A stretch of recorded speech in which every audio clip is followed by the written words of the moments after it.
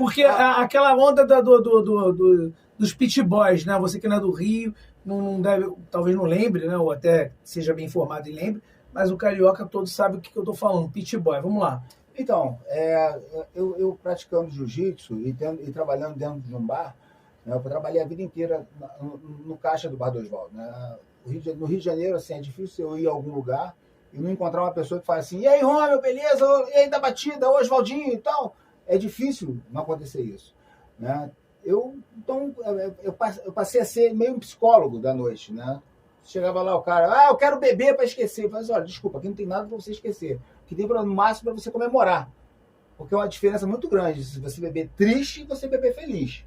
Então, o cara tá triste, ele vai para depressão. Tá buraco, ladeira abaixo. Quando o cara tá alegre, ele vai tomar uma, duas, três, tá feliz, não vai acontecer nada, vai estar tudo certo. Né? O máximo que vai acontecer é passar mal depois e isso aí se ele exagerar. Mas então eu passei a ser meio que um psicólogo, porque o cara chegava ali à noite, passava a noite inteira falando comigo às vezes. Quando não tinha movimento, eu não conseguia dar atenção. Mas quando não tinha movimento, eu ficava ali, o cara tá ali do meu lado, conversando e tal. Eu passei a perceber vários comportamentos.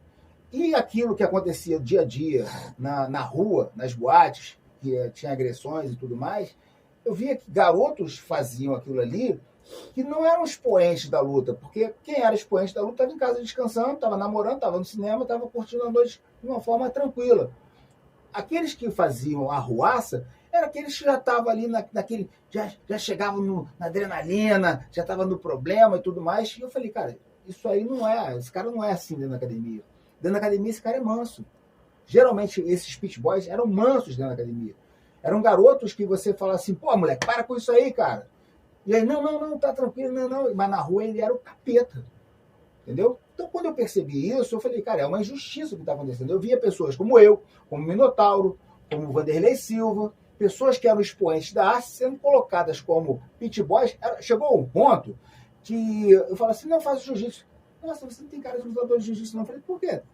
Não, porque você é tão tranquilo, você é tão gente boa. Estavam marginalizando. Ou seja, estigmatizou o negócio de uma forma que, como se você fosse aquilo, mas estava disfarçado. Era um lobo com pele de cordeiro.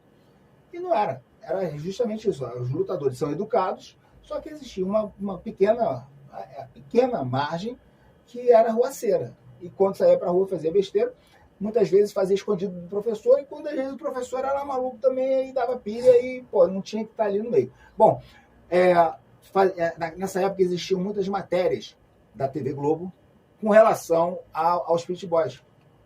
E um camarada chamado Celso Lobo fez uma matéria comigo uma semana antes, falando a respeito do Fantástico. Ele era o editor do Fantástico.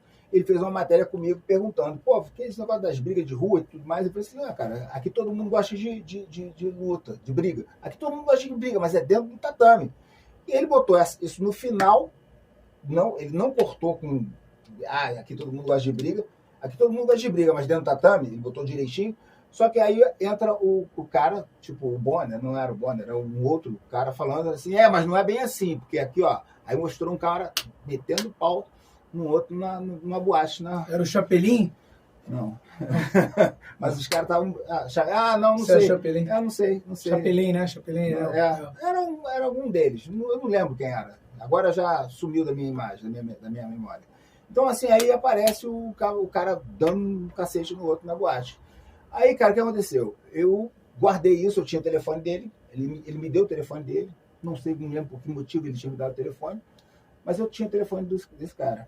E aí, uma semana depois, teve uma briga grande lá no Barra Summer Dream, que era um condomínio grande da Barra, e nesse condomínio, a minha ex-namorada, o ex-marido dela foi esfaqueado nessa festa.